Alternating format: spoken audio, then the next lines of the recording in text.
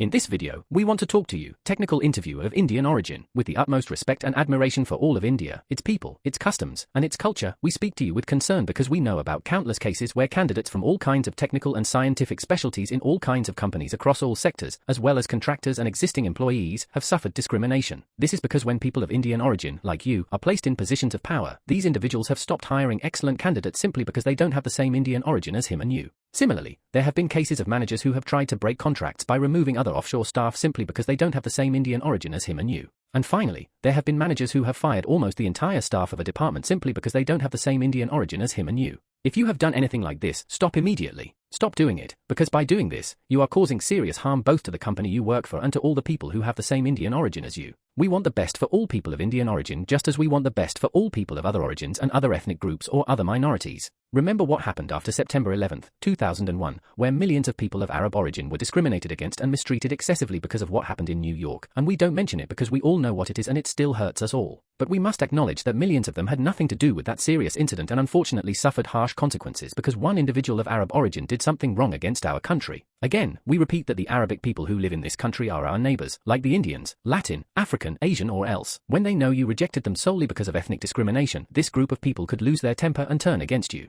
We are against any aggression and discrimination against people based on their origins. The fact that one person from a certain country or region of the world does something wrong should not be a reason for everyone else who looks the same to suffer any physical or psychological abuse because of what just one individual did. However, the Indian community is walking on very thin ice. The boundaries they have crossed by gaining power have been enormous, and it seems they have no limits. We already know that of the more than 4,500 Walmart physical stores in the 50 states of the United States, all of them have managers of Indian origin. All of them, the more than 4,500 physical stores. We haven't yet seen a single physical store of Walmart in the United States today that is not managed by a person of Indian origin. We know that the entire Indian community feels this is a tremendous achievement, but this could change at any moment. If President Donald Trump realizes this, he can call Walmart CEO John Furner and make such a big demand that Furner could carry out a mass layoff of managers at all physical stores in the United States. What we want is not mass layoffs of any person of Indian origin, but this could happen if this behavior continues within the Indian community. Therefore, what we want is for the allocation of positions in all companies to be more equitable from now on, not just at Walmart but in all companies worldwide, promoting and hiring personnel based on their abilities without distinction of any kind, whether ethnic, racial, or national, political affiliation, or sexual orientation. Do you think there aren't shoppers in the United States who have stopped going to Walmart because of this?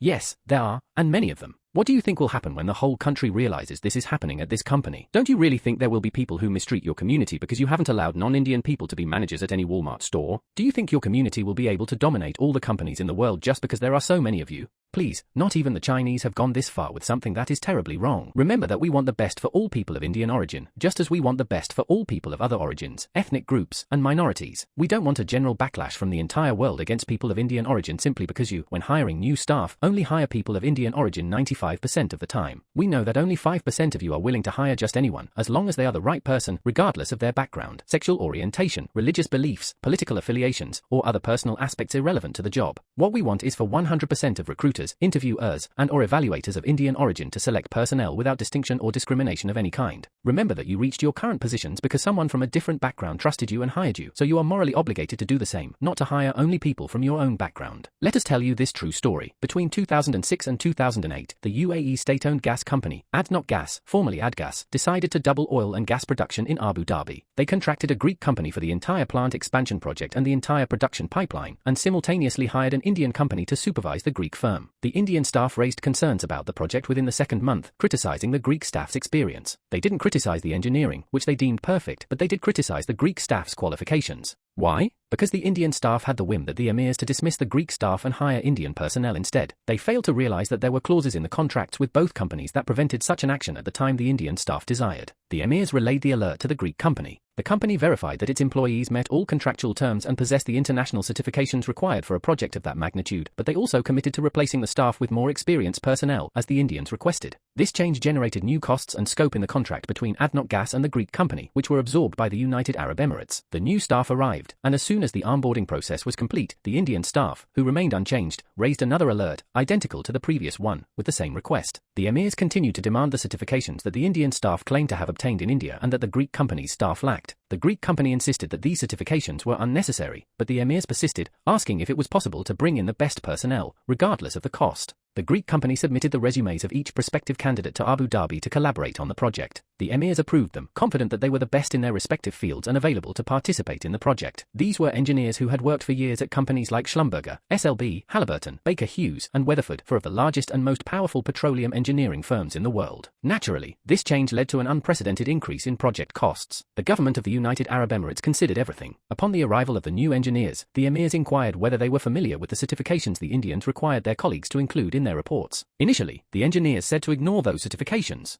However, it was later revealed that these certifications were diplomas issued by the Institution of Engineers of India and were only valid within India territory. They were not recognized internationally. The emirs did not take this news well but instructed everyone to continue working and to remain silent with the Indian staff. Guess what? The Indians raised the same stupid alert again 2 months after the new team started working on the project. At this point, the emirs were convinced that the Indian staff had done this out of a ridiculous, pretentious whim, that all the personnel at the plant be of Indian origin, regardless of whether they were engineers from the same company or different ones. But the UAE government doesn't like it when companies supervising each other on an engineering project are from the same country. For them, having two companies from different countries ensures there's no favoritism or collusion where they cover up each other's mistakes simply because they're from the same country. In other words, the Indians seem to have never heard the phrase, when in Rome, do as the Romans do, which advises adapting to the traditions and norms of the place you're in. Since the emirs were already aware of the situation and had prepared their response, they convened a meeting between the legal department and the management of Adgas, the management of the Greek company, and the management of the Indian company. At this meeting, they explained why they always choose to hire two companies from different countries to ensure control and oversight between them. They presented the cost increases that the United Arab Emirates had to cover due to the whims of the Indian staff. They decided not to charge the Indian company for these costs but gave them documentation proving breach of contract by their personnel. They decided to immediately reduce the Indian staff on the project from 15 to 5 people, and within 6 months, that group was further reduced to 3, with only one working and reporting on-site while the other 2 remotely supervised the engineering documentation from India. Meanwhile, the United Arab Emirates issued another tender for the same operation by the Indian company, and by the end of that year, they had awarded the supervisory responsibility to a British firm. So, what lessons can we learn from this? First, it reveals the extent to which people of Indian origin are willing to work exclusively with Indian staff. Second, it shows that the consequences of such irrational behavior are counterproductive for all of Indian society because it reflects painfully on the entire company and, even more seriously, on the entire Indian community worldwide. It is as if they never set limits on their insistence on hiring only people of their own Indian origin. Certainly, the Indian population, both within and outside of India, comprises more than a third of the world's population. However, professionals from one country or ethnic group cannot be considered superior to others under any circumstances. Every country in the world has laws prohibiting this under the crime of discrimination, classified as a hate crime. Although it may not be possible to prove in court that a person has been rejected because of their ethnic origin, the judgments of the general public can change and cause disturbances in society. However, claiming that Indian-born technical interviewers reject many candidates from other backgrounds in order to hire only Indian candidates will open a flood of questions. These questions will be supported by statistics that objectively demonstrate that in 95% of cases, Indian origin interviewers like yourself rejected candidates from other backgrounds for whatever reason.